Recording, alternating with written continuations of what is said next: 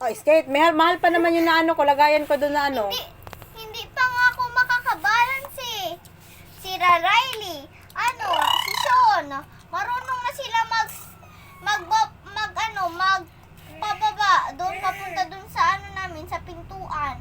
Eh ako hindi pa kasi kailangan ko pa ng more practice sa Alin? Marunong ka na baga?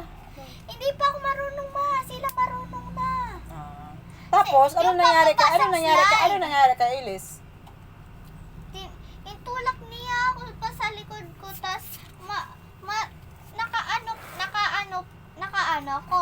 nakaano baga ako mama mabuti naman wala naman akong suga.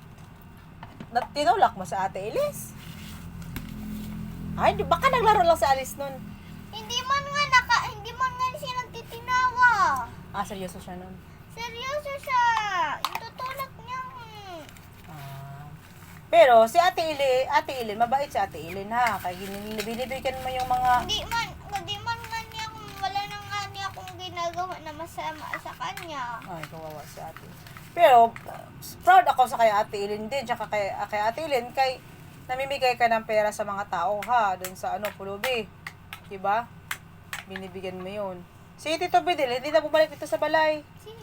Si Tito Fidel, yung maliitang paa. Fidel? Fidel baga ang pangalan nun, yung maliitang paa.